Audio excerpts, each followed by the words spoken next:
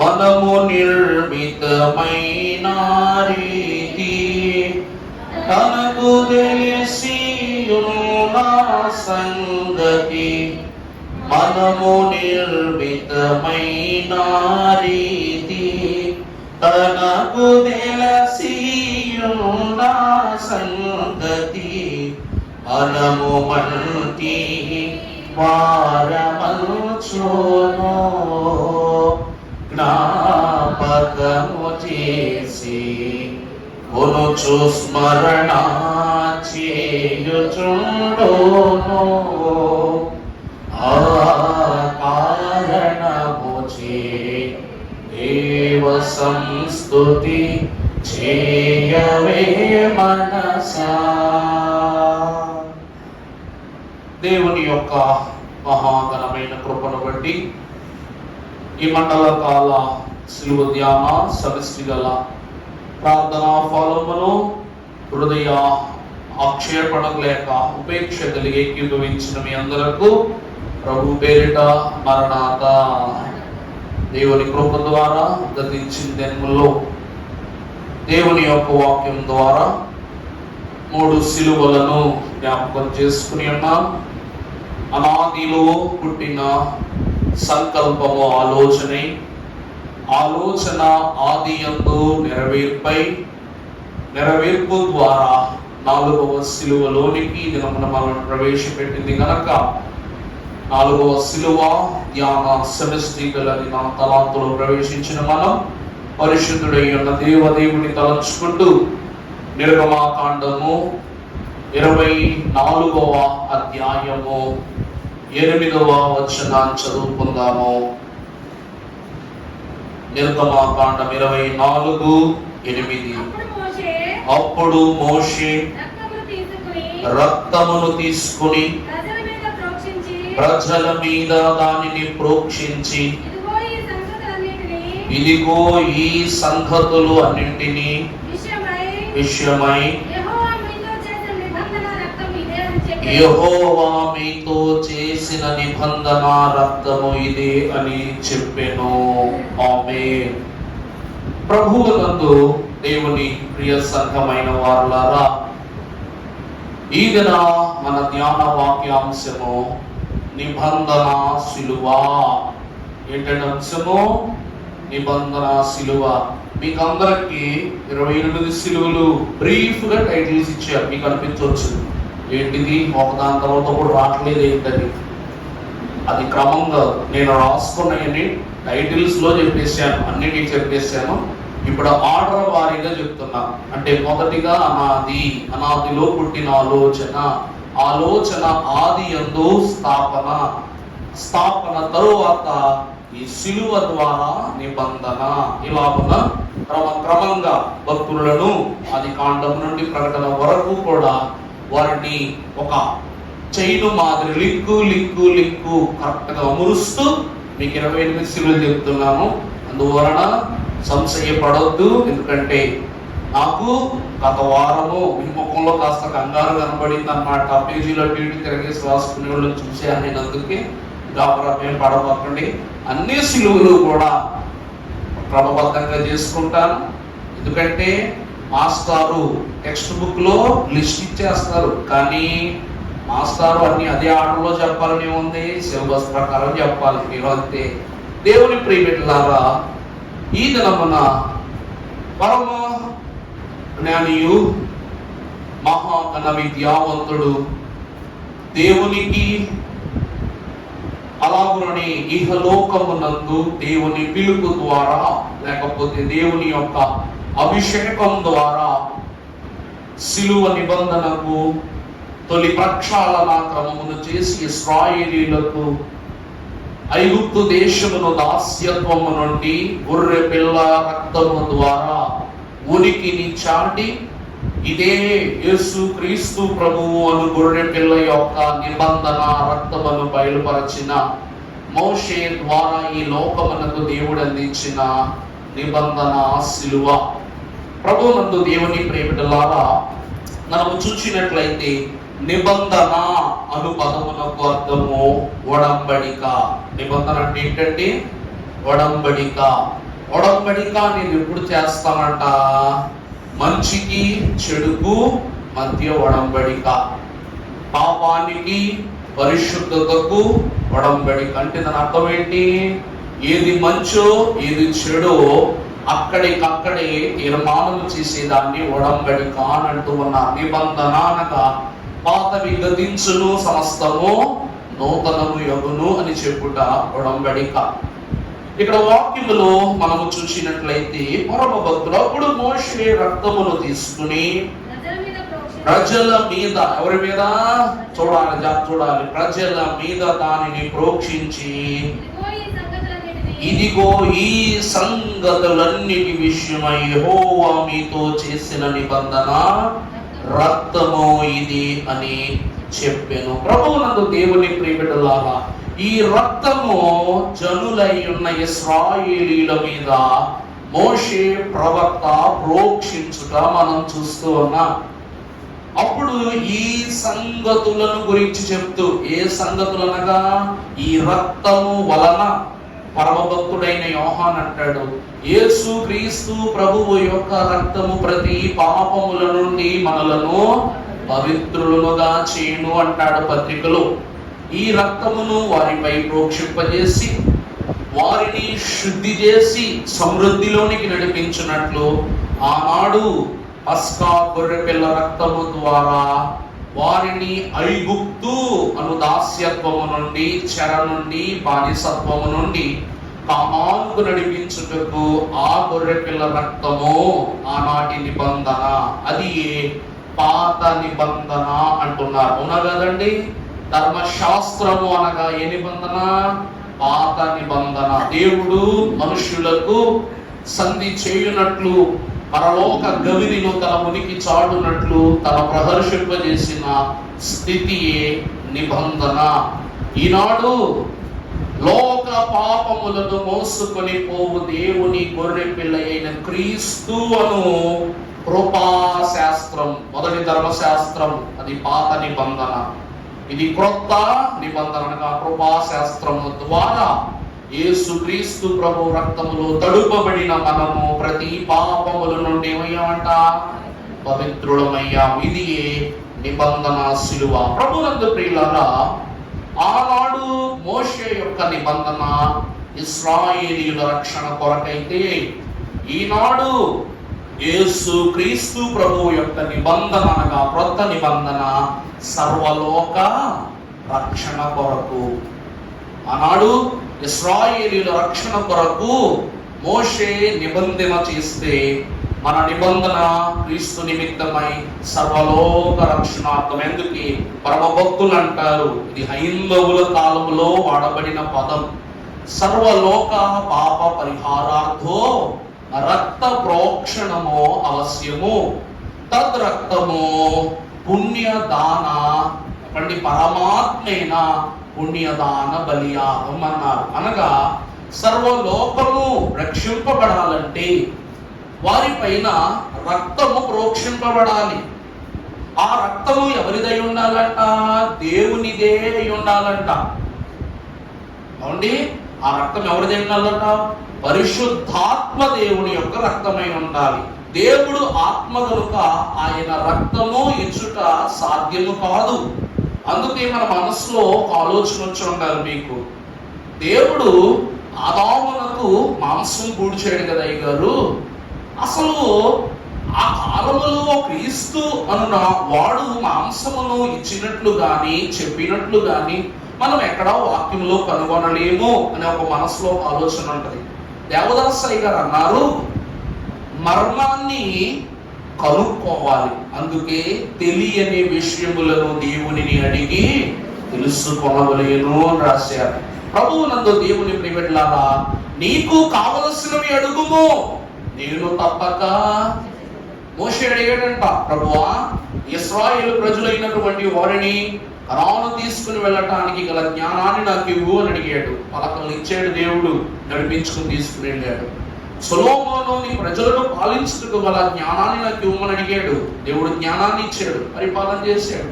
యేసుక్రీస్తు ప్రభువు కూడా గెత్సెమనే వనములో మరణ పాత్రను చేతబట్టుకొని ప్రభు ఏమని అడిగారంట, తండ్రి నీ చిత్తమైతే ఈ పాత్ర నా యొద్ద నుండి తొలగించు, నీ చిత్తమైతేనే.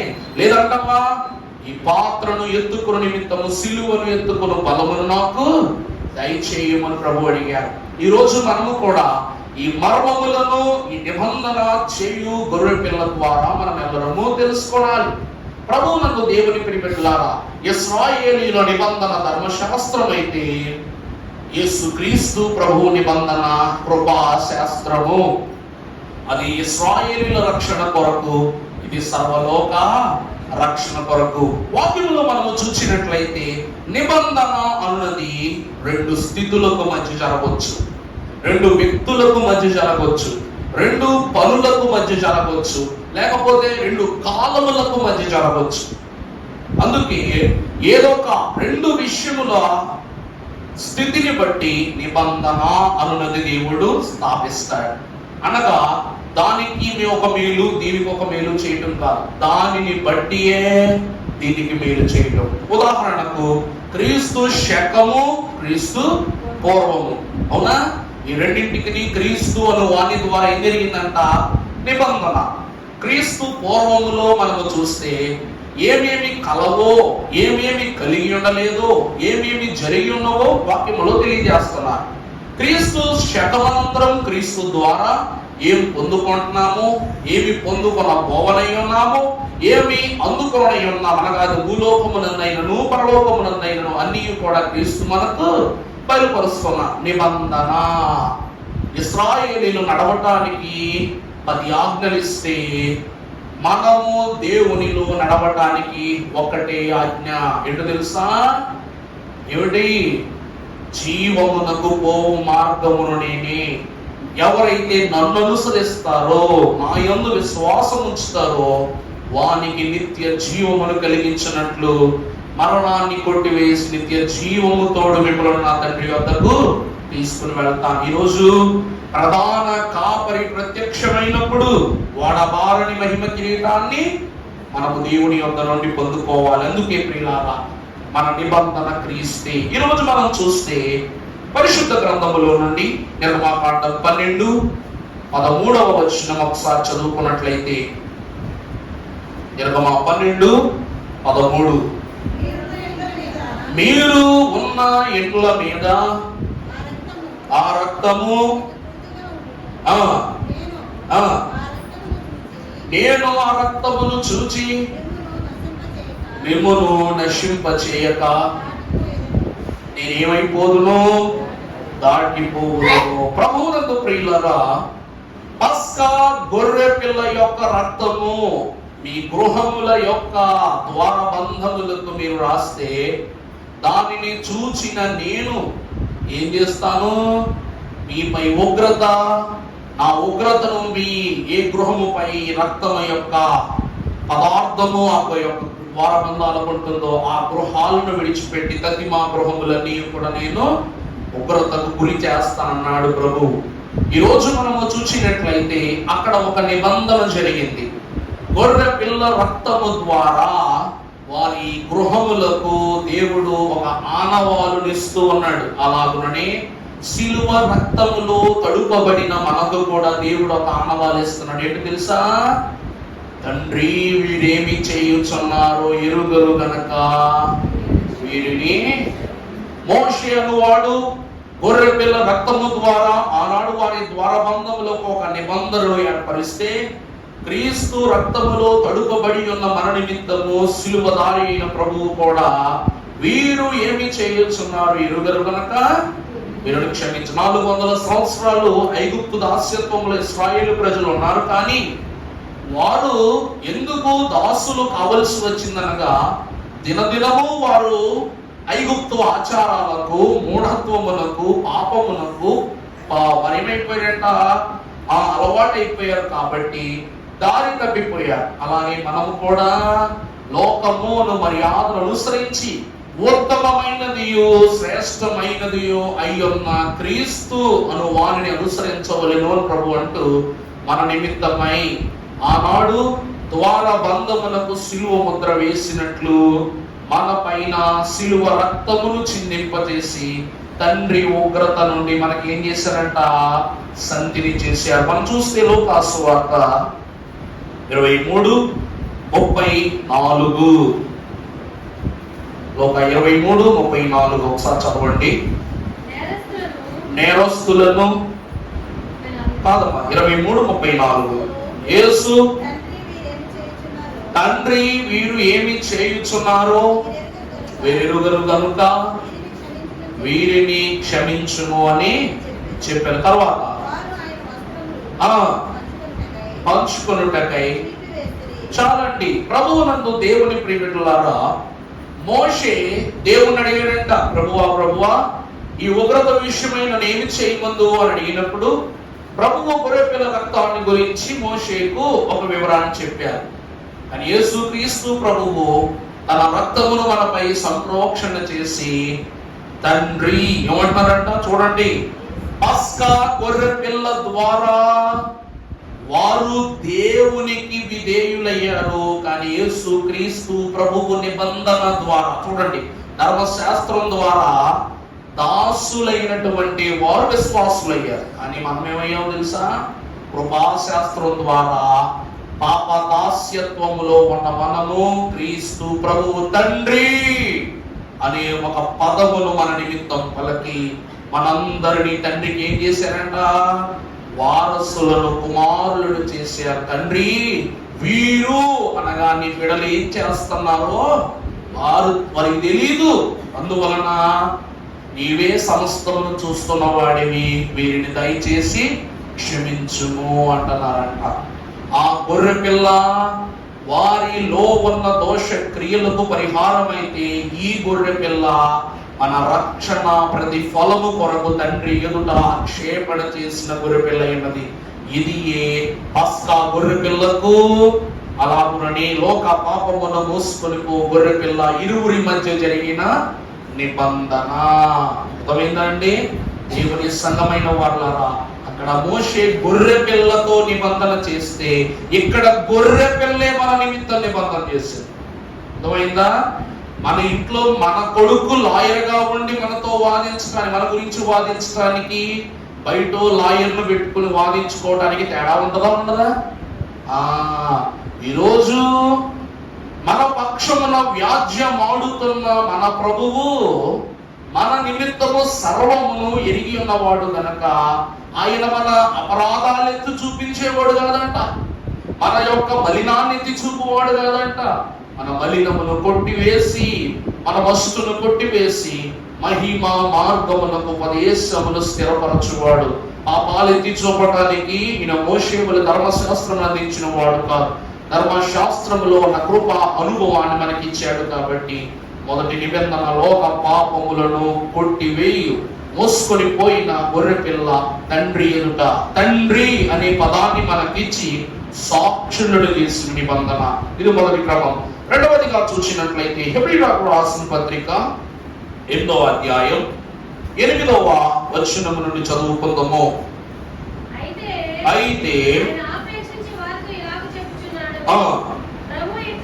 ప్రభువు ఇట్లనేనో ఇదిగో యొక్క కాలం వచ్చుచున్నది. అమలారా ఒకసారి పౌలు మహాభక్తుడు హెబ్రీ సంఘాన్ని ఎక్కువ ప్రేమించేవాడంట. కారణం ఏంటి తెలుసా? పౌలు యోచనకు అందుబాటైన జ్ఞాన విధేయతను కనపరచిన సంఘం హెబ్రీ సంఘం. అర్థమైందండి? ఇప్పుడు ఏంటంటే, బాబు దేవుడి మాట చెప్పారనగానే మారు మాట్లాడకుండగా ఆ మాటను అనుసరించడానికి ప్రయత్నించిన సంఘం హెబ్రీ సంఘం. ఎందుకంటే వాక్యంలో నిర్గమాకాండంలో ఒక మాట ఉంటుంది, మీకు అందరికీ తెలిసిన మాట. ఆలోచించుకోవాలి. ఏం తెలుసా? హెబ్రీ స్త్రీలు హెబ్రీ సంఘము ఏ సంఘం అంట?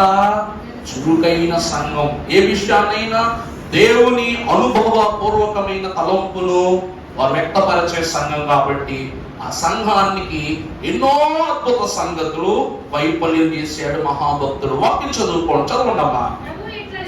ప్రభువు ఎట్లనెను ఇదిగో యొక్క కాలము వచ్చుచు ఉన్నది, యూదా ఇంటి వారితోనూ నేను చూడండి ఆనాటి ఇంటి వారైన ఇశ్రాయేలీయులతో ఈనాటి ఇంటి వారైన మనతో దేవుడు ఏం చేస్తారంట? క్రొత్త నిబంధన చేయుదును. మీరు మీ పితరులను వెలుపలికి రప్పించుటకై వారిని చేయి పట్టుకునే దినమున అది అర్థమైందండి. ఇది పాత నిబంధన వంటిది కాదు. ఈ కొత్త నిబంధన ద్వారా పాతవి గతించును, సమస్తము నూతనమైపోవునని ప్రభువే స్వయముగా పౌలు ద్వారా చురుకై ఉన్న సంఘములకు బోధపరుస్తూ ఉన్నాడు. ఎందుకనగా ఒక హెబ్రీ సంఘములోనే సువార్త పరిచర్య విస్తారంగా పెరిగింది అంటున్నారు భక్తులు.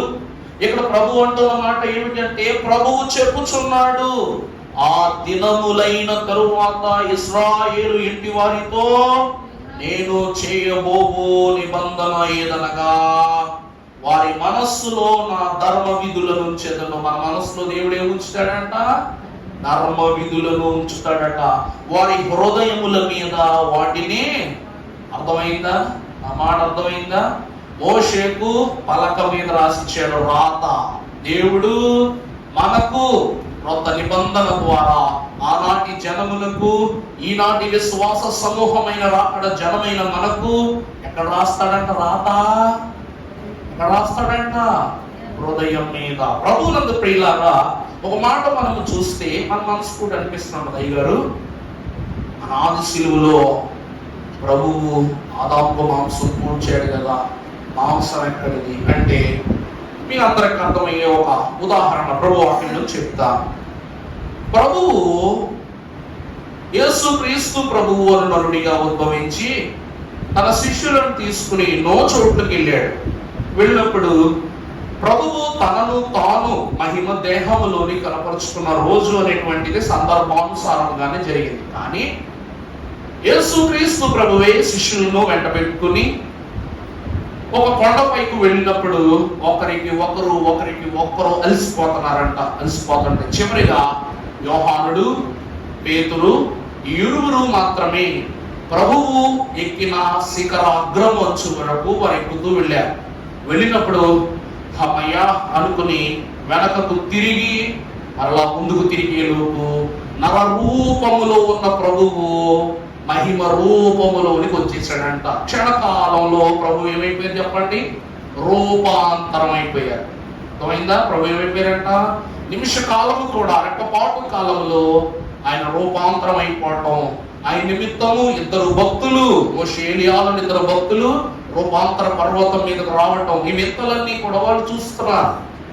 మనకు అనిపించవచ్చు, ప్రభువు జనించక ముందే మాంసముకు ఎలా కూర్చారంటే రూపాంతర బలము ప్రభువుకు అనాది అంతే ఉంది. ఆనాడు జగదుత్పత్తి మొదలుకో అనగా జగదుత్పత్తి జరగక మునుపే వదిలింపబడిన గొర్రె పిల్లగా రూపాంతరం పొందుకున్నారు. ప్రభు ఎలా మార్చుకున్నాడంటే తనను తాను గొర్రె పిల్ల రూపాంతరములోనికి వెళ్ళి అక్కడ ఆ గొర్రె పిల్లకు వధ జరగటం, ఆ రక్తము ద్వారా, ఆ చర్మము ద్వారా, ఆ మాంసము ద్వారా ఆది యందు దేవుడు పునాది కలిగిన ఆది దంపతులైన వారు ఆదామునకు మాంసం పోర్చడం, చర్మపు చొక్కాలు ఇవ్వటం, వారికి నిబంధన సిద్ధపరచడం అన్నీ కూడా మనము ఎరుగుదుము. అవునా కాదండి? రూపాంతర అనుభవం. ఈరోజు మనము కూడా కొన్ని విషయాల యందు రూపాంతరం పొందాలి. నిబంధన విశ్వాసులను రూపాంతరములోనికి మారుస్తున్నాడు. అందుకే మిమ్ములను పాపము అనుకృత కార్యము నుండి నీతి అను మహిమ కార్యములోనికి నడిపించుట నిమిత్తం మీ మెత్తడి హృదయముల పైన నేను నా చేతి వ్రాతలను రాయుదును అన్నారు. మనకు బాగుగా తెలిసిన ఒక ఉదాహరణ, పాపం చేసిన స్త్రీ నిమిత్తం రాళ్లతో కొట్టడానికి వచ్చిన వాళ్ళ విషయంలో యేసు ప్రభువు ఉండి ఏమో రాయిచు ఉండెను. అలాగే ప్రకటన గ్రంథములో కూడా ప్రభువు మాట అంటారు, నేను జయించిన వానికి తెల్లని రాతినిస్తాను, వారి యొక్క నిమిత్తం జీవపు గ్రంథములు వారికి పేరునిస్తాను, దాన్ని ఎవడు పొందుకుంటాడో వాడికి తప్ప పేరు మరొకడికి కనబడదు. ఆనాడు యేసు క్రీస్తు ప్రభువు నేల మీద రాసింది కూడా మనకేమిటో భక్తులు రాయలా.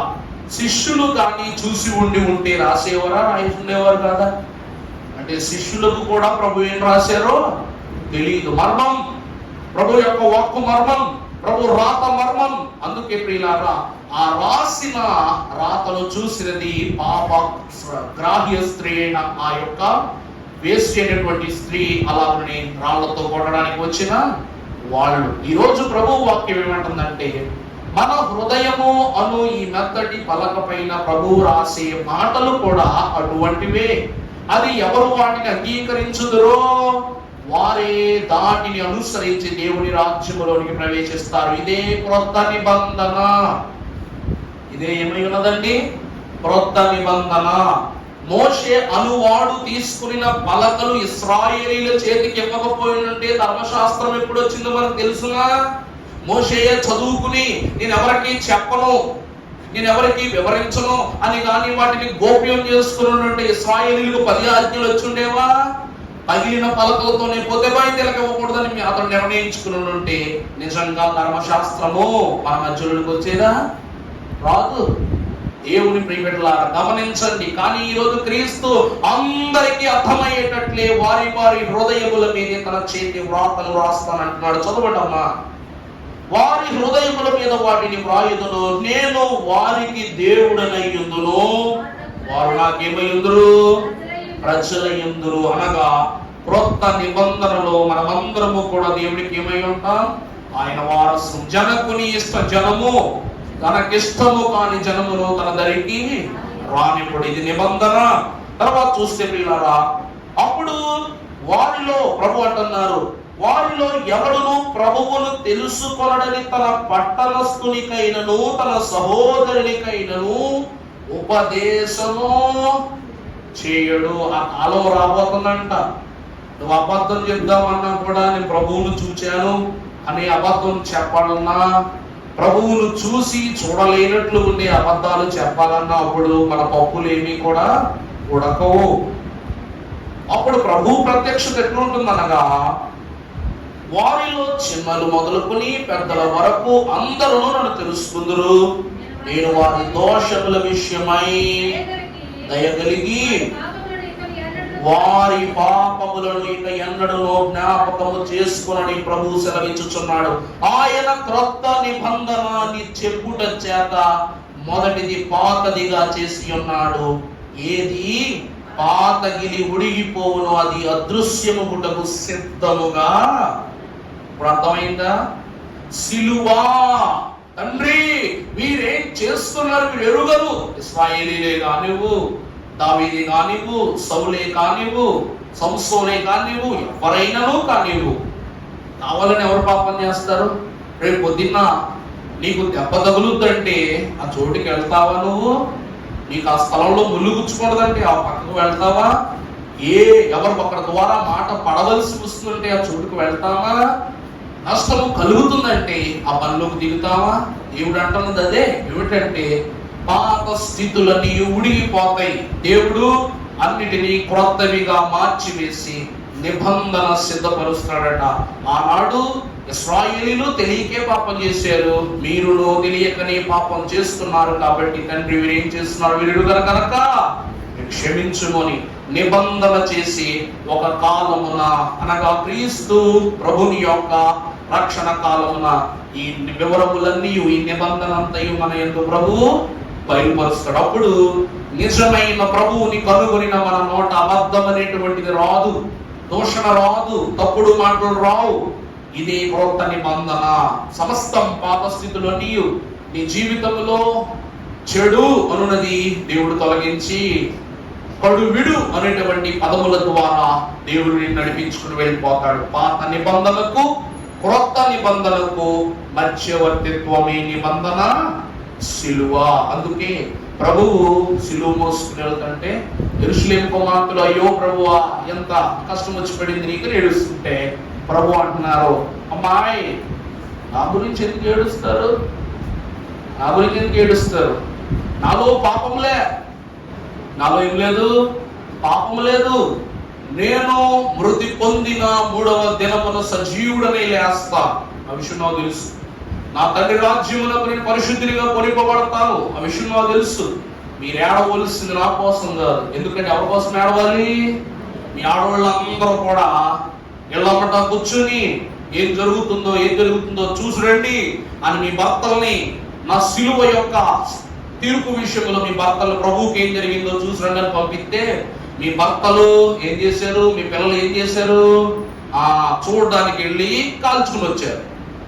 నన్ను చూడడానికి వచ్చి ఏం చేసుకున్నారు? వాళ్ళు కాల్చుకుని వచ్చారు. అంటే దాని అర్థం ఏంటి? పిలాతుడు ఏమంటాడు? ప్రభువా, ఈ నీతిమంతుని రక్తమునకు నాకు నా కుటుంబానికి ఏం లేదు, సంబంధం లేదు.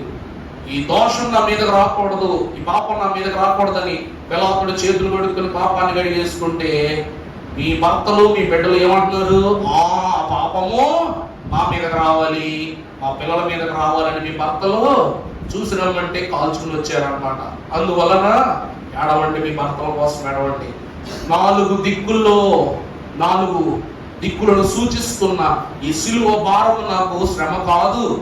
రానున్న దినములో 4 దిక్కుల నుండి ఉగ్రతాను శ్రమ మీ భర్తల మీదకు, మీ వంశాల మీదకు, మీ పిల్లల మీదకు వచ్చి పడుతుంది.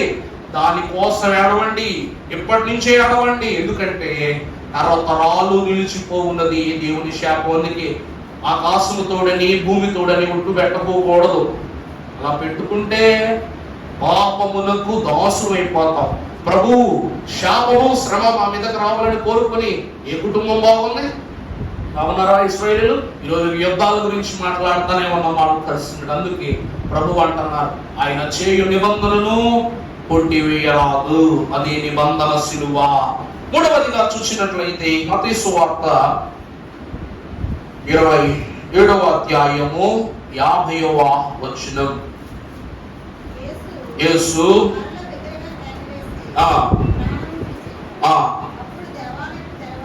దేవాలయపు తెర పైనుండి క్రింది వరకు నిండుగా చినిగెను, భూమి వణికెను, బండలు బద్దలాయను, సమాధులు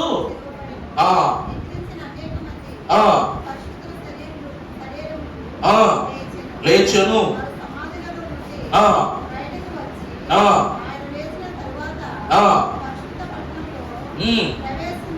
ప్రవేశించి శతాధిపతియు భూకంపమును జరిగిన కార్యములన్నిటినీ చూచి ఇతడు నిజముగా ఆయన దేవుని కుమారుడని చెప్పుకుని. ఏమండి, యేసుక్రీస్తు ప్రభువు మరణించగానే భూమి కంపించింది, చనిపోయిన వాడికి కూడా వెలుగు వచ్చేసింది, కొండలు బద్దలయ్యాయి, హృదయాలు కదిలాయి. కానీ పాపి యొక్క హృదయము మాత్రం ఏం కావట్లేదంట, కదలట్లా. ప్రభువునందు ప్రియబిడ్డలారా, దేవాలయపు తెర అంటే కత్తిన గుడ్డలా ఉండదు. అది దేవాలయమునకు అడ్డుగా ఉన్న తెర అంటే అది చిన్న కత్తిన గుడ్డ మాదిరి, ఇంత పేజీ వరస, ఇలా పేజీ మాదిరి ఉండేటువంటి వరసతో ఉన్న తెర కాదు. ఆ తెర కానీ మీద పడితే 100 మంది అయినా పచ్చడైపోతారన్నమాట. ఎంత మందం ఉంటుంది, మందం చెప్తున్నా, ఇలా ఉండే మందం ఎంత మందం ఉంటుందంట. దాన్ని తెగ కొయ్యాలంటే మన మిషన్లో పెద్ద పెద్ద బ్లేడు మిషన్లో ఉపయోగించి దాన్ని కత్తిరింపు చేయాలి. ప్రభువు యొక్క కేక మనము చూసినట్లయితే ఆయన మాటకు, ఆయన యొక్క అరుపుకు ఏమైపోయిందంట, సమాధులు బద్దలైపోయాయి. బద్దలై మృతి పొందిన వారు నిద్రలో నుండి లేపబడ్డారు.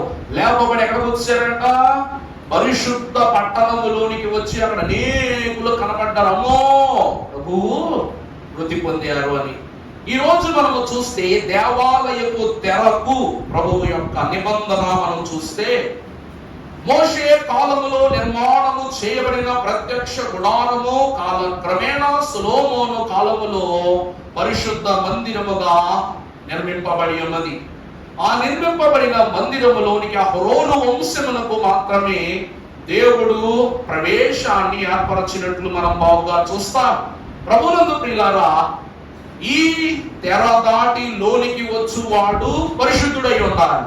అపరిశుద్ధి అన్నది లేక అపవిత్రత అన్నది వానికి తాకినట్లయితే వాడు ఏమైపోతాడంట, ఆ ప్రవేశ ద్వారం ఎదుట మొదట అడుగు పెట్టగానే అక్కడికక్కడే మరణిస్తాడు. అందుకే నడుముకు తాడు కట్టుకుని లోపలికి వెళ్తాడు. కాళ్ళకు వాళ్ళ అంగీకి నిజంగా చెప్పనా, అహరోనుకు దేవుడు చెప్పిన అంగీయే కానీ మేము అనుసరిస్తే, ఆ ఆజ్ఞలే కానీ అనుసరించేయవలసిన పరిస్థితి వస్తే బోటకపు బోధకులు, నాటక బోధకులు, కీటక బోధకులు ఈ లోకములో ఉండరు. ఎందుకంటే దేవునికి బలి ఇవ్వాలన్నాడు భయపడతాడు, ఆ బలి పట్టుకొచ్చినోడి నిమిత్తం లోపలికి వెళ్ళేవాడు ఇంకా భయపడతాడు. అబద్ధం చెప్తాము, అప్పుడు దేవుడు ఏది తెలియజేస్తే అదే పట్టుకొని చెప్తాం. మంచి అయితే మంచి, చెడు అయితే చెడు. ఇలాగ లోకము చెత్తేది వచ్చేళ్లే, మన పాపం చేస్తున్నాం, బలిస్తున్నాం, దాన్ని పట్టుకుని ఆరోన వంశం వెళుతుంది. అలాగున లేవి వంశస్థులు మాత్రమే పవిత్రతలో బ్రతుకుచున్నారు కానీ పాపము చేయటం దీపం పెట్టడం, పాపము చేయటం దీపం పెట్టడం అనే క్రమములో 11 గోత్రముల వారు, వారిని బట్టి సర్వ జనము కూడా లోకంలోనే బ్రతుకుతుంది.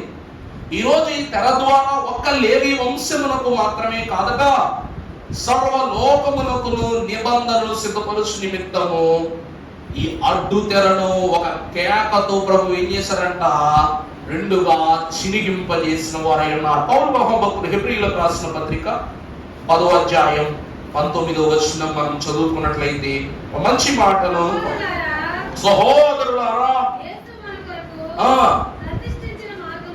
యేసు మన కొరకు ప్రతిష్ఠించిన మార్గం. ప్రభువును ప్రియకట్లారా, ఈ తెర చినిగింది కాబట్టే కదా దారి దొరికింది నీకు. ప్రభువు నీకు ఏం ప్రతిష్ఠించారట దేవాలయంలోనికి?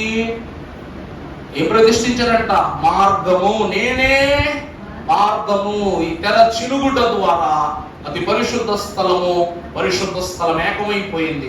ఈ రోజు క్రీస్తు విశ్వాసి వేరు కాదు, దేవుని వారు లోకములో ఉన్నవారు కారు, దేవుని యొక్క ఇష్ట జనమైపోతారు. కాబట్టి ప్రభు అంటున్నారు, క్రీస్తు ప్రతిష్ఠించిన మార్గమును అనగా నూతనమైనదియు జీవము గలదియు ఆయన శరీరమును అయ్యున్న తెర ద్వారా. చూసారా, అర్థమైందా?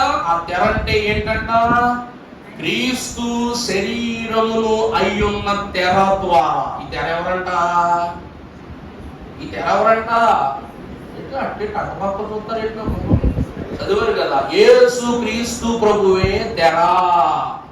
అర్థమైందా? ఆయన బలవంతుడైన దేవుడు కాబట్టి బలము కలిగిన ఈ తెరను ఒక కేకతో 2 ముక్కలుగా చిమిల్చి వేసేసాడు దేవుడు. చదవండి, తర్వాత చదవండి.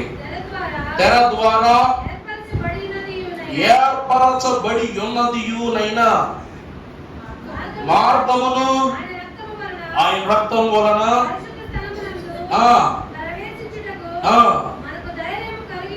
మనకు ధైర్యము కలిగి ఉన్నది కనుకను దేవుని ఇంటి పైన ఎక్కడున్నాడటండి? దేవుని ఇంటి పైన మనకు గొప్ప యాజకుడు ఉన్నాడు. ప్రభువునకు దేవుని ప్రియమిట్లారు. 23వ వచనం చూస్తే, వాగ్దానము చేసిన వాడు నమ్మదగిన వాడు గనక మన నిరీక్షణ విషయమై మనం ఒప్పుకున్నది నిశ్చలముగా. అర్థమైందా? నిబంధన అనగా ఉడంబడిక, వాగ్దానం, ప్రమాణం, నిశ్చయత. ఈ వాగ్దానం చేసిన వాడు ఎవరంట? నమ్మదగిన వాడు. అంటే ఇక్కడ నిలబడ్డ నువ్వు ఇక్కడ అడుగు పెట్టగలుగుతున్నావంటే యేసుక్రీస్తు ప్రభు చలవే. అవునా కదా? అవునా కదా? యాజకుడు ఎక్కడ నిలబడినా, కింద నిలబడినా యాజకుడే. అలాగనే విశ్వాసుడు కింద నిలబడినా, పైన నిలబడినా విశ్వాసుడే. వారసుడు ఇక్కడ నిలబడినా, కింద నిలబడినా వారసుడే. అందుకే ప్రభు అంటారంటే తెలుసా, ఆలయము బయట లోకమున్నది, ఆలయము లోపల దేవుని యొక్క ప్రభావం ఉన్నది కనుక మీ శరీరమును క్రియలను బయట విడిచిపెట్టి ఆత్మీయ క్రియలను అందుకొనుటకు నా యొద్దకు రండి, ప్రయాసపడి భారం వహించిన వాళ్ళరా నా యొద్దకు రండి, నేను మీకేమిస్తా? శాంతినిస్తా. ఈ తెర చినుగుట ద్వారా దేవునికి అహరోను ఈరోజు ఇదిగో పలానా పాపం చేశాను, ఇదిగో బలి అర్పణ అని అహరోనుకు చెప్పుకునే దౌర్భాగ్యం పోయిందంట మనకి. ఈరోజు ఎవరికి చెప్పుకోగలుగుతున్నాం మనం? దేవా నాకు కనబడు, నాతో మాట్లాడు. దేవా అందరికీ కనబడు నువ్వు. ఈరోజు దేవుడే నీతో మాట్లాడుతున్నాడు. అనగా పరిశుద్ధ స్థలమునకు అతి పరిశుద్ధ స్థలమునకు మధ్య నిబంధనను సిద్ధపరచినది ఏమిటంట? సిలువ. ఈ తెరను చినిపివేసి తొలగించవేసినది నిబంధన సిలువ. ఇది 3వ వాక్యం. 4వది మనం చూసినట్లయితే పరిశుద్ధ గ్రంథములో నుండి రోమాపత్రిక 5:19 మనం చదువుకున్నట్లయితే, రోమాపత్రిక 5వ అధ్యాయం 19వ వచనం. ఏలయనగా ఒక మనుష్యుని యొక్క విధేయత వలన అనేకులు పాపులుగా ఎలాగూ చేయబడి ఉన్నారు, అలాగే చాలండి. విధేయుడు అనేవారు ఎవరు? విధేయుడు. అబ్రహాము తండ్రి మాటకు విధేయుడు.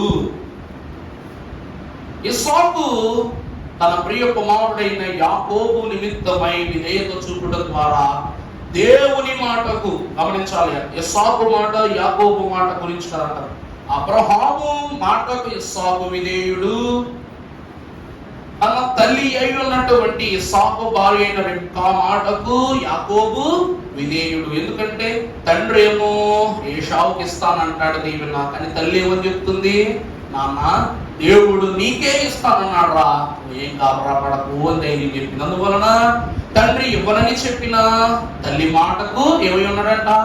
విధేయుడై ఉన్నాడు. యోసేపు యాకోబు మాటకు విధేయుడు. యేసు క్రీస్తు ప్రభువు తండ్రి అయిన దేవుని మాటకు విధేయుడు. మనము ఎవరికి విధేయులై ఉండాలి? సిలువనాథుడైన యేసు క్రీస్తు ప్రభువులకు విధేయుడై ఉండాలి. ప్రభువునందు ప్రియులారా, గుడిలో చెప్పే బోధకి, వీధిలో చెప్పే బోధకి, సభలో చెప్పే బోధకి, గృహములో చెప్పే బోధకి, ఒక్కరికే చెప్పే బోధకి తేడా ఉంటుందా? నీ ఒక్కడి కోసం ప్రార్థిస్తే నీకు మాత్రమే ఆనందం. అందరి మధ్యలో నిన్ను ఒక్కడిని నిలబెట్టి ప్రార్థిస్తే అదో ఆనందం. అవునా కదా? అందరి కోసం ప్రార్థించి నేను ఒక్కడిని వదిలేస్తే ఆనందం కాదు, పగతే. మాస్టర్ గారు నన్ను ఒక్కడిని వదిలేసాడు, పగబట్టి అర్థం. ఈరోజు క్రీస్తు కూడా ఈ లోకమున తన యందు విశ్వాసముంచు వాని ప్రతి వానికి విధేయత కనపరచినట్లు ఆనాడు ఆదాము యొక్క అవిధేయత మనకేం తెచ్చిపెట్టిందంట? పాపం తెచ్చిపెట్టింది, ముళ్ళ కిరీటం తెచ్చిపెట్టింది. గుర్తుపెట్టుకోండి, ఇలాగే గుర్తుపెట్టుకోండి.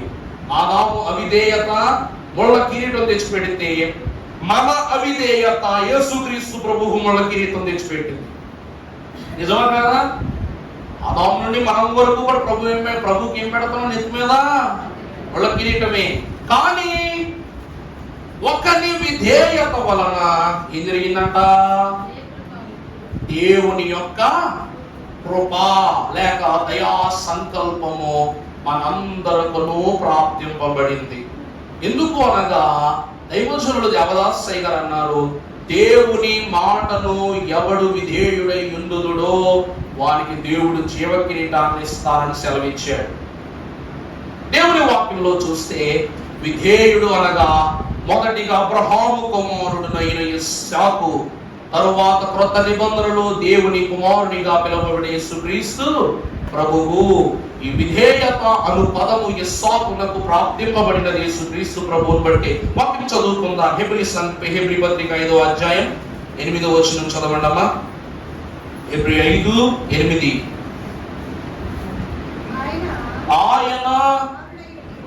ఆయన కుమారుడై ఉండియు తాను పొంది ఉన్న శ్రమల వలన విధేయతను నేర్చుకును. ఆయన మరియు ఆయన సంపూర్ణమైన స్థితి పొందిన వాడై మెల్కీసెదెకు యొక్క క్రమములో చేరిన ప్రధాన యాజకుడిని దేవుని చేత పిలువబడి తనకు విధేయులైన వారికందరికీ నిత్య రక్షణకు.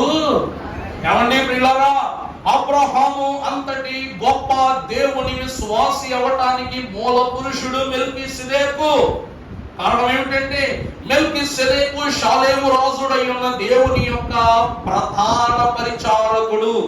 మెల్కీసెదెకు గురించి ఎవరు పెద్దగా చెప్పరు. కారణం ఏంటి తెలుసా? అతడు బ్రతికిన కొద్ది కాలము కూడా అబ్రహాము యొక్క దీవెన ఫలములో నూరింతల ఔదార్యాన్ని పొందుకున్న పరిచారకుడు. సృష్టిలో మొదటి యాజకత్వం చేసింది ఎవరట? మెల్కీసెదెకే. ఈ మెల్కీసెదెకు తాను చేసిన ఘన పరిచర్య ద్వారా అబ్రహాము యొక్క వంశము ఆకాశ నక్షత్రముల వలె ఇసక రేణువలే వలె వృద్ధి చెందింది. మన దైవజనుడు ఫాదర్ దేవదాసయ్య గారి యొక్క విధేయత వల్ల ఈరోజు బైబిల్ మిషను గాలి వలె పరిశుద్ధ కన్యక వలె విస్తారమైపోతూ ఉంది. యేసుక్రీస్తు ప్రభు విధేయత వలె మన ప్రధాన యాజకుడు పరిశుద్ధుడు. అవునా కదా? మన ప్రధాన యాజకుడు పరిశుద్ధుడు, నమ్మదగిన వాడు. కాబట్టి ఆయన యాజకత్వ క్రియ ద్వారా, ఆయన కాపరి యొక్క లక్షణముల ద్వారా మనమందరమును కూడా సిలువనాథుడైన క్రీస్తు అనుగ్రహించు రాజ్యములకు ఏమై ఉన్నాం? విధేయులమై ఉన్నాం. సిలువ విధేయునికి అవిధేయునికి మధ్య ఏం చేసిందంట? నిబంధన సంధి. అందుకే కుడి వైపున దొంగ దేవుని హృదయములో చేరాడు, ఎడమ వైపున దొంగ లోకంలో చేరాడు, అంటే తీర్పులో చేరాడు. అర్థమైందండి? 4వది విధేయునికి అవిధేయులకు నిబంధన సంధి చేయనదే నిబంధన సిలువ. 5వది మనం చూసినట్లయితే రోమపత్రిక 6:23. రోమపత్రిక 6:23. ఎలాగనగా పాపము వలన వచ్చు జీతము. చూడండి. పాపము వలన వచ్చు జీతం మరణం. ఈ మాట ఎవరు చెప్పారట?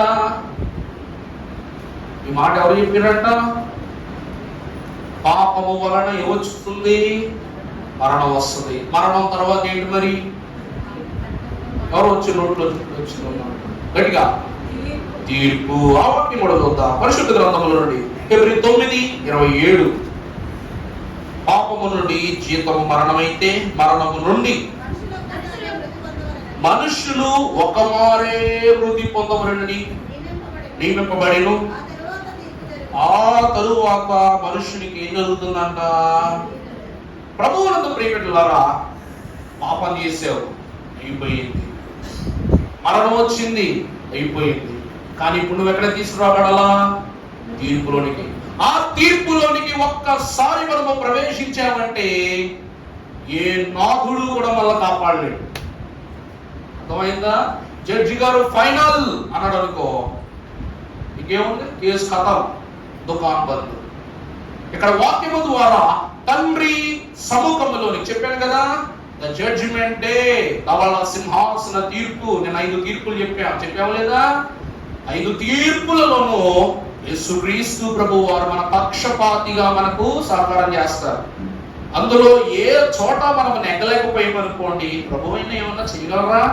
అందుకే అంటున్నారు, మన రక్షణ నిమిత్తమై పాపము ద్వారా వచ్చు జీతము మరణాన్ని కొట్టి వేయుటకు తీర్పులోనికి వెళ్ళకుండగా దేవుడు ఏ సిలువను స్థాపించారంట? నిబంధన సిలువను స్థాపించారు. ప్రభు వాక్యం మనం చూసినట్లయితే ఆ తీర్పు నిమిత్తమే తండ్రి వీరేమి చేయించున్నారు ఎరుగరువును పదాన్ని బట్టి కృపాసనము యొద్దకు మనలను, సింహాసనము యొద్దకు వెళ్ళటానికి ముందు మనల్ని ఎక్కడ నడిపించాడంటే ప్రభువు కృపా ఆసనము యొద్దకు నడిపించుకున్నాడు. వాక్యం చూస్తే ఎఫెసీ పత్రిక 2:8 మనం చదువుకున్నట్లయితే ప్రభు అక్కడ సెలవిస్తున్నారు పౌలు ద్వారా, మీరు విశ్వాసము ద్వారా కృప చేతనే రక్షింపబడి ఉన్నారు, ఇది మీ వలన కలిగినది కాదు. అంటే ప్రియులారా, మనం చెడిపోగానే నాకు పరలోకం వచ్చేసింది అయ్యారంలో, అయ్యోనండి నేను పరదేశంలోనికి వెళ్ళిపోయాను, దేవుడు నన్ను అంగీకరించేసుకున్నాడు అని సంకలు బాదుకుని వారందరికీ కూడా పౌలు అంటున్న మాట ఏంటి తెలుసా? నిన్ను నీవుగా ఈ లోకములో సంపాదించుకున్న స్థితి పాపము మాత్రమే, కానీ తదిమాది ఏదైనా దేవుడే ఇవ్వాలి నీకు. అర్థమైందా?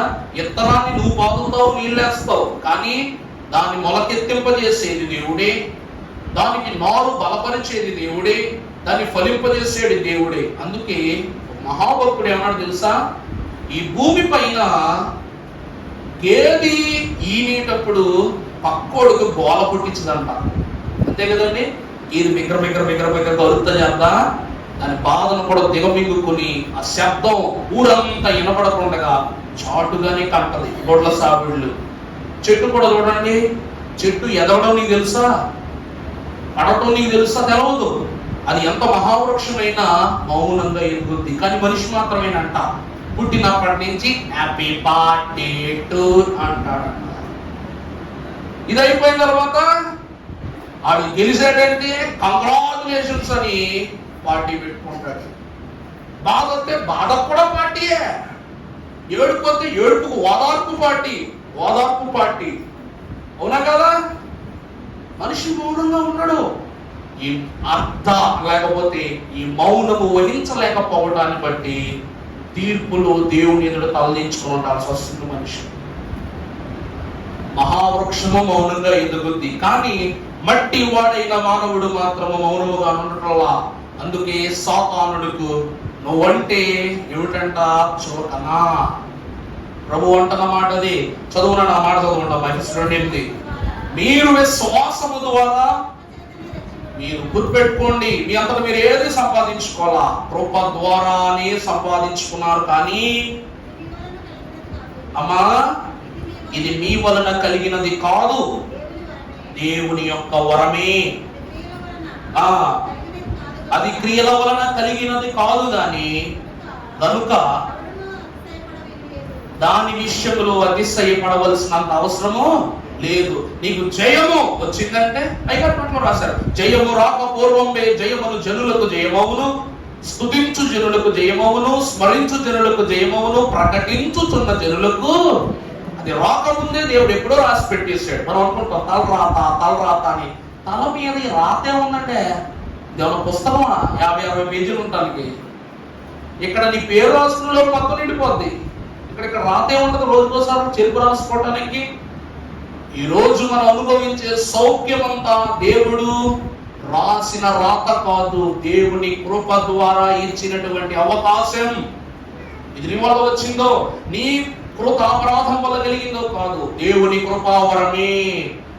దినము కూడా. అందుకే దేవా దేవుని మొక్కరండి అనే పాట కాకుండా ఆ దేవా తండ్రి నీకు దినదిన స్తుతులు అనే పాటలో 17 వచనాల్లో చరణాల్లో కూడా మనకి ఎలా ఉంటుందో చూడండి. దురిత నైజకు వేరు నాలోంచి పెరికేస్తాం, అన్నీ ప్రభువే చేస్తున్నాడు. మధ్యలో మనం చేసేది ఏముంది? ఏంలే, కూర్చొని ఉండటం, ప్రార్థించుకోవడం, ఇదే మనం చేయాల్సిన పని. అందుకే పౌలు హెబ్రీ సంఘం 10:16 మనం చదువుకున్నట్లయితే అక్కడ కూడా మరొక మాట రాస్తున్నాడు చూడండి. ఎలాగనగా ఆ దినములు అయ్యున్న తరువాత నేను వారితో చేయబోవు నిబంధన ఇదే, నా ధర్మ విధులను వారి హృదయముల యందు నేను ఉంచి అని చెప్పిన తరువాత అక్రమములను ఇక నుండి ఎన్నటికి కూడా వారు జ్ఞాపకము చేసి కొనను అని ప్రభువు చెప్పుచున్నాడు. అమలారా, ఈ నిబంధన శిలువ తీర్పుకు కృపకు మధ్యవర్తిత్వం చేస్తుంది. అదవుతుందండి. తీర్పులోనికి వెళ్ళవలసిన నిన్ను నిబంధన శిలువను కృపాసనం యొద్ద నిలబెట్టి, దేవుడు కృపా సత్య సంపూర్ణుడు, ఆయన సామాన్యుడు కాదు కదా, ఆయన కృపను సత్య సంపూర్ణతను నీకు అనుగ్రహించాడు. ఇలా చేయటం వలన, ఈ కృపను చేయటం వలన, మీకు అందించడం వలన మీ అధిక దోషములను దేవుడు అక్కడికక్కడే ఏం చేస్తున్నాడంట? మర్చిపోతున్నాడంట. అవునా కదా? ఈ పాపాలు నేను ఇంకెన్నటికి జ్ఞాపకం చేసుకోవాలి. యోబు గ్రంథం 11:7 చదవదులే. అందులో ఒక మాట ఉంటది, నీకు తెలిసిన మాటే. దేవుడు నాతో మాట్లాడిన మేలు, దేవుడు నాతో వ్యాజ్యమాడిన మేలు, ఆయనే తన జ్ఞాన రహస్యాన్ని నాకు తెలియజేసిన మేలు. ఆయన జ్ఞానమును బట్టి నేను నడుచుకుని దేవుని నిబంధనకు గైకొన్నట్లయితే నా దోషములో అధిక భాగాన్ని ఆయన ఏం చేస్తానన్నాడు? మర్చిపోతానన్నాడు. సిలువ మీద దేవుడు నీతో మాట్లాడా లేదా? 7 మాటలు పలికినావా ప్రభువా, 7 మోక్షాంశములు ఎరుక పరచితివా, 7 మాటలు పలికినావా. అంటే ప్రభువు మనతో మాట్లాడాడు. 7 మాటల వల్ల మనకేం కలుగుతుంది? మేలు. రెండవది, వ్యాజ్యమాడినా కూడా మేలే. దేవుడు మన గుమ్మములో ఉండి, మన గృహములో ఉండి, మన హృదయములో ఉండి, మనలో కాపురం నుండి మన పాపాలతో, మన జీవితంలో ఉన్న రోగాలతో, శ్రమలతో, శోధనలతో ప్రభు రోజు ఏం చేస్తున్నారంట? వ్యాజ్యమాడుతూ ఉన్నారంట.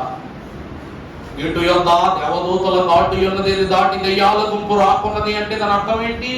దేవదూతల ఘాటు మన చుట్టూ ఉన్నది. దేవుడు అనునిత్యము మనల్ని కాచుకుంటూ ఉన్నాడు. కాబట్టి ఆయన వ్యాజ్యమాడుతున్నాడు దుష్టుడితో. ఆయన తన జ్ఞాన రహస్యాన్ని నాకు బోధించిన మేలు, మంచి ఆలోచన, లెస్ అయిన జ్ఞానం ఇచ్చేవాడు యెహోవా, ఆయనే అని సెలవిచ్చారు భక్తుడు సొలొమోను. అందువలన ఈ 3 విషయముల ద్వారా అక్కడికక్కడే ఒక సంధి జరిగి, నిబంధన జరిగి, తీర్పులోనికి, ఉగ్రతానగా తీర్పు, అందులోనికి వెళ్ళవలసిన మనము క్రీస్తు ప్రభువు యొక్క క్షమా సత్య గుణము ద్వారా మనమందరము కూడా మన పాప భారములో ఉన్న అధిక భారపు పాపక్రియలను దేవుడు అక్కడికక్కడ ఏం చేశారంట? తొలగించేశారంట. జ్ఞాపకం చేసుకోకుండా తొలగించారంట. తీర్పుకు కృపకు మధ్య సంధి చేసినది నిబంధన సిలువ. ఇక చివరిగా మనం చదువుకున్నట్లయితే కొరింథీయులకు రాసిన మొదటి పత్రిక 15:45, ఒక్క 3 నిమిషాలు ముగింపు. కొరింథీ 15:45. అమ్మా, ఇందు విషయమై అబ్రహామును జీవించు ప్రాణి ఆయనను వ్రాయబడి ఉన్నది. ప్రభువునందు దేవుని ప్రియమిత్రులారా, ఇక్కడ జీవించు ప్రాణికి జీవింప చేయు ఆత్మకు మధ్య నిబంధన. ఒకరు ప్రాణముతో జీవించుచున్నవారు మొదటి ఆదాముడు. రెండవ ఆదాముడిగా పిలువబడే యేసుక్రీస్తు ప్రభు జీవింప చేయు ఆత్మ. ప్రభువునందు ప్రియమిత్రులారా, పాపము ద్వారా జీవించు ప్రాణి యొక్క స్థితిని మనము చూచినట్లయితే మనము మన ప్రాణాలనైతే నిలబెట్టుకుంటున్నాము, కానీ దానిని దక్కించుకోలేకపోతున్నాం. అందుకే అంటాడు, ఒకని ప్రాణముల గురించి దానిని దక్కించుకోవడానికి చూచిన వాడు దానిని పోగొట్టుకున్నాడు. ఆదాము మహాభక్తుడు, భక్తుడే ఇంకా పాపంలో పడ్డ భక్తే. అటువంటి భక్తుడు సైతము తన ప్రాణము నిమిత్తము పాపములో పడక ఆసక్తిపరుడయ్యాడు. అందువలన క్రమేణా క్రియాపూర్వకమైన స్థితిని అతను పోగొట్టుకున్నాడు. తరువాత యేసుక్రీస్తు ప్రభు బ్రతికినది 33.5 సంవత్సరములు అయినప్పటికీ కూడా ఆయన ఆత్మ ద్వారా అంత్య దినములలో అనేకులపైన, సర్వజనులందరిపైన నేనేం చేస్తా? నా ఆత్మను కుమ్మరించుదని సెలవిచ్చారు. ప్రభునందు ప్రియులారా, ఆయన ఎవరు అనగా జీవింప చేయు ఆత్మ.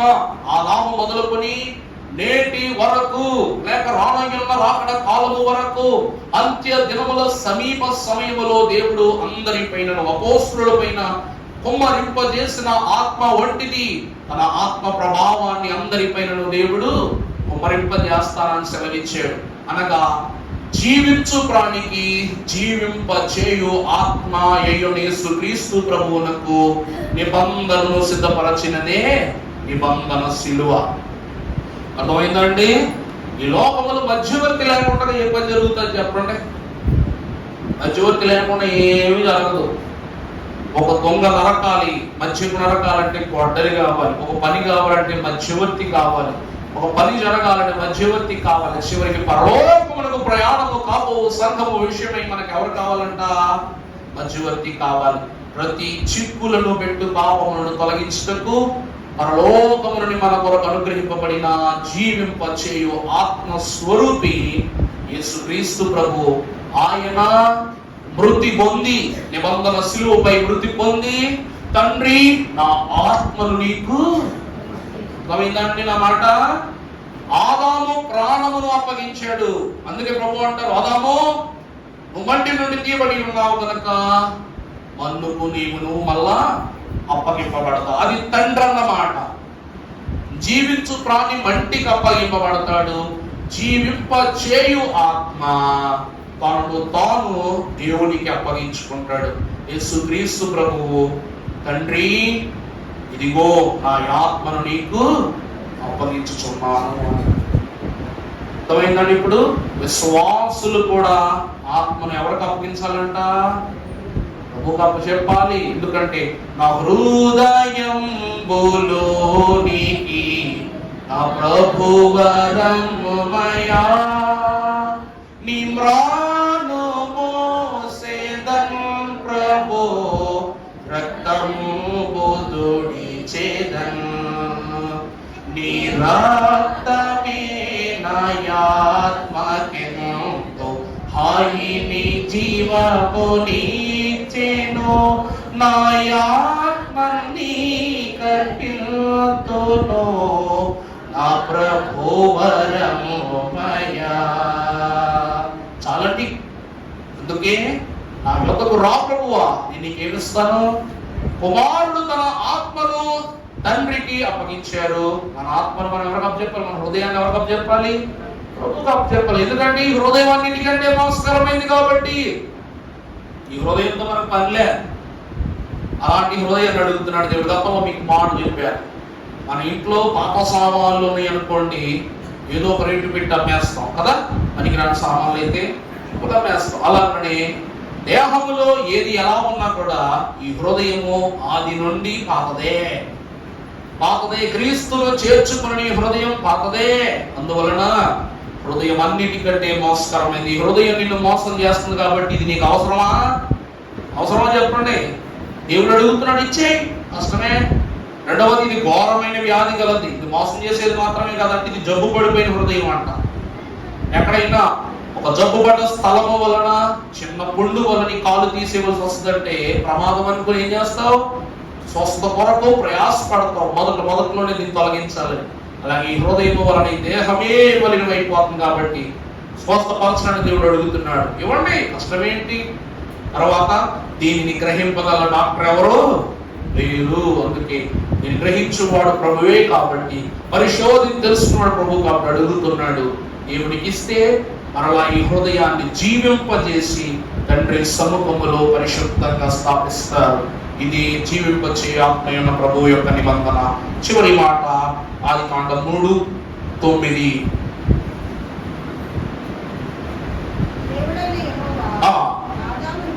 పిలిచి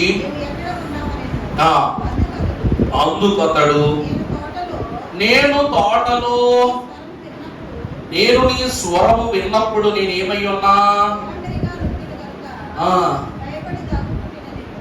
అసలు ప్రభువు అంటున్న మాట చూడ, ఆదాము ఏడన్నావు అని అంటే, ప్రభువా నేను తోటలోనే ఉన్నాను అని ఎలా ఉన్నాను? దిగంబరినై ఉన్నాను. ఇప్పుడు ప్రభు అడుగుతున్నారు, ఆదాము నువ్వు దిగంబరివని నీకు ఎవరయ్యా చెప్పింది అని అడిగారు. నువ్వు దిగంబరివని నీకు చెప్పింది ఎవరు అంటే, నువ్వు పాపివని నీకు చెప్పింది. దిగంబరత్వం అంటే ఏంటండి? పాపమే కదా. ప్రభువు మనోవిచారము కూడదు నీకు పాడుపై ఉండరాశారు. పాపివని నీకెవడు చెప్పెనో, నువ్వు పావనుడవై ఉండగలు. శాప మరణము రాదు నీకు, చావును సైతము చంపిన జీవాన్ని నేనే. ఎవరు చెప్పారు నీకు అంటే, ఆదాముడు అన్నాడు, ఇదిగో నీవిచ్చావు కదా ఓ స్త్రీని, ఇవి పండు తినింది, నాకు తినిపించింది. ఏమైపోయింది? ఇంకా కళ్ళు తెరవబడ్డాయి. అంటే ఇప్పటి వరకు కళ్ళు మూసుకుపోయి ఉన్నానని చెప్తున్నాడు అన్నమాట సింపుల్ గా. ఇప్పుడే నా కళ్ళు ఏమైనాయి? తెరవబడ్డాయి. కళ్ళు మూసుకుని ఉన్నంతసేపు దేవుడు వారితో ఉన్నాడు. కళ్ళు తెరవబడిన తర్వాత దేవుడు ఉన్నాడు వాళ్ళతో. దైవజనుడు దేవదాసయ్య గారు అన్నారు, మెలకు ఉండాలి. ప్రతి మనిషికి ఏముండాలంట? మెలకు ఉండాలి. లోకములో ఏం జరుగునో అన్న దానికన్నా రేపటి రాకడలో నీకేమి కలుగునో అనే విషయంలో మెలకువ కలిగి ఉండాలి. ఆ మెలకువ లేకపోవటం వలన వారి ఒంటి పైన వస్త్రం పోయింది. వారి ఒంటి పైన ఏం పోయిందండి? వస్త్రం పోయింది. ఈ రాకడ సంఘమైన మనము క్రీస్తు ప్రభువు రక్తధారల ద్వారా సంపాదించుకున్న నిబంధన శిలువ భాగ్యమే రాకడ కాలములో పెండ్లి కుమార్తె చీర. పెండ్లి కుమార్తె చీర. దేవుడి ప్రియబిడ్డలారా, వాక్యములో చదువుకున్నట్లయితే పరిశుద్ధ గ్రంథములో ప్రకటన గ్రంథం 7:13 మనం చదువుకున్నట్లయితే ప్రభువు యోహాను ద్వారా ఇచ్చారు. పెద్దలైన వారిలో ఒకడు, అంటే ఈ వివాహ మహోత్సవములో పెద్దలైన వారిలో ఒకడు, వీళ్ళెవరో, వీళ్ళు ఎక్కడి నుండి వచ్చారు అని నన్ను అడిగాను. అందుకు నేను, అయ్యా నీకే తెలియను అనగా, వీళ్ళు మహాశ్రమల నుండి వచ్చిన వారు. చూడండి ఎంత గొర్రె పిల్ల యొక్క రక్తములో తమ వస్త్రములను తెలుపు చేసుకుని వాటిని ఉదుకుకొని వాటిని, ఇప్పుడు అర్థమైందండి. ఆదాముడు దేవుడిచ్చిన వస్త్రాన్ని కోల్పోతే క్రీస్తు రక్తములో మన పాపము మలినము అనుకున్న వస్త్రాన్ని మనం ఏం చేసామంట? ఉదుకుని ఏం చేసుకున్నా? తెలుపు చేసుకున్నా. మలిన వస్త్రము కోల్పోయిన ఆదాములు, మలిన వస్త్రాన్ని త్యజించిన సంఘం మహిమ వస్త్రాన్ని క్రీస్తు రక్తములో ఉదుకుని తనను తాను ఏం చేసుకుందంట? తెలుపు చేసుకోండి. అనగా నిబంధన శిలువ వస్త్రాన్ని ఇస్తుంది. ఏమిస్తుందండి? శిలువపై తాను దిగంబరిగా సంచరించి ఆయన తన దేహమును మన కొరకు తృణీకరణ చేసుకుని దిగంబరి గాయములతో వేలాడినప్పటికీ మన పాప దిగంబరత్వమును గప్పిడునట్టి తొలగించునట్లు నిత్య జీవ వస్త్రాన్ని ప్రభు ఇచ్చాడు. గొర్రె పిల్ల రక్తములో తెలుపు చేయబడిన వస్త్రం. ఆఖరి మాట 19వ అధ్యాయం ప్రకటన గ్రంథం 6వ వచనం చదవండి. ముగింపు మాట చదువుకుందా. 19:6. అప్పుడు గొప్ప జన సమూహపు శబ్దమును, విస్తారమును అయ్యున్న జలముల శబ్దమును, బలము కలిగిన ఉరుముల శబ్దమును, సర్వాధికారియును ప్రభువునకు మన దేవుడు ఏలుచున్నాడు. గొర్రె పిల్ల వివాహోత్సవ సమయం వచ్చినది.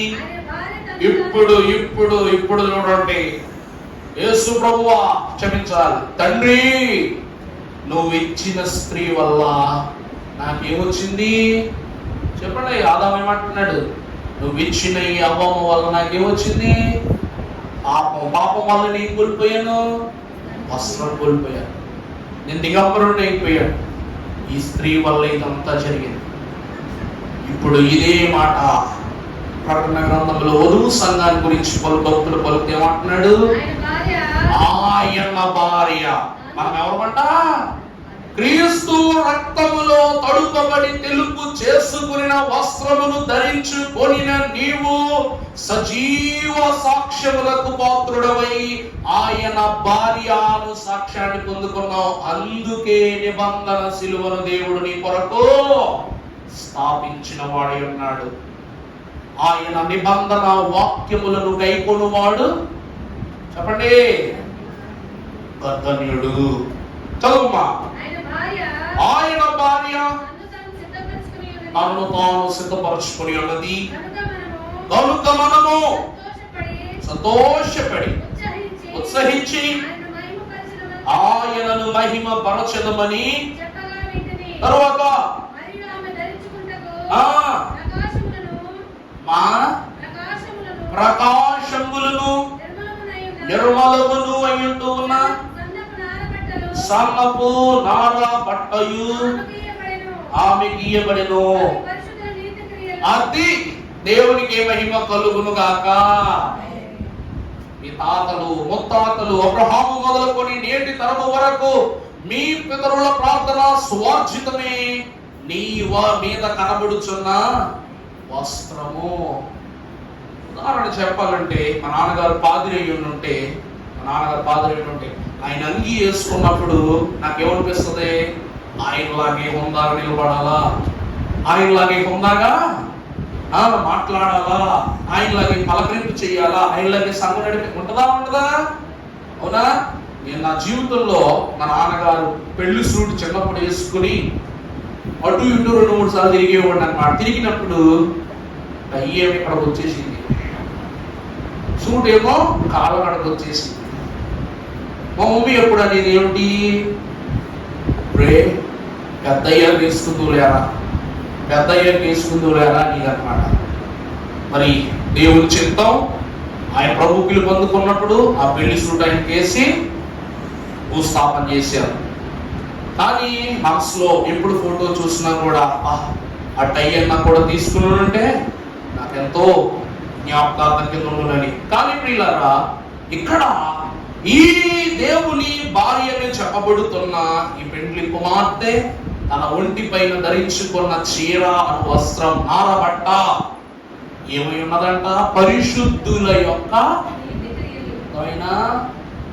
అది నిబంధన సిలువిస్తున్న భాగ్యం. అదే యేసుక్రీస్తు ప్రభు బట్ట పరిశుద్ధమైంది కాబట్టి నాకు కావాలని కొట్టుకున్నారు వాళ్ళు. రోజు చివరికి చీట్లు వేసుకుని ప్రభు బట్టను తీసుకున్నారు. అలాగనే పరిశుద్ధులు తన యొక్క స్థితి ద్వారా ఇవ్వబడిన ప్రతి సులక్షణములను ఒక ఘనమైన చీరగా అద్ది వధువు సంగమునకు దేవుడు ధరింపజేశాడు, తెల్లటి చీరను. అందువలన దేవుని నిబంధన సిలువ తన భార్య అయ్యున్న వధువు సంగమునకు ఏమిచ్చిందంట? వస్త్రం ఇచ్చిందంట. అందుకే ప్రియులారా, అంటే బోరు పడుతుందా? సరే చెప్పండి, తగ్గించేద్దాం. దైవజనుడు దేవదాసయ్య గారు చెప్పారు, ఈ వస్త్రము లేకుండా దేవుని యొక్క హృదయమును సమీపించుట సాధ్యము కాదు. అందుకే నీతి లేని నాకు తన సునీతి దయచేయను, నా స్వనీతిని ఉంచునని సెలవించారు. దేవుని కృప ద్వారా ఈ 7 నిబంధన శిలువ సన్నిధి స్థితుల ద్వారా దేవుడు పెండ్లి కుమార్తె అనగా ఆదాము దగ్గర, మోషే దగ్గర ప్రారంభమైన ఇశ్రాయేలీల రక్షణ పర్యాయాన్ని రాకడలో పెండ్లి కుమార్తెకు సిద్ధపడిన సంగమునకు గొర్రె పిల్ల వివాహ మహోత్సవం వరకు బరి నుండి గురి వరకు మనలను నడిపించుకున్నాడు. అందుకే ప్రభు అంటున్నారు, సిలువ బరి అయితే పరలోకం ఏమవ్వాలి? గురవ్వాలి. భూలోకం బరడుకోవద్దు, ఇది మన బరి కాదు. ఇది మస్తు బరిన లోకం, కానీ సిలువను బరి మీద నిలబడాలి. పరలోకములో దేవుని సింహాసనం అనే గురి వద్దకు చేర్పించబడాలి. దేవుడు నిబంధన స్థితిని కలిగింపజేసి మెత్తటి మీ హృదయములపై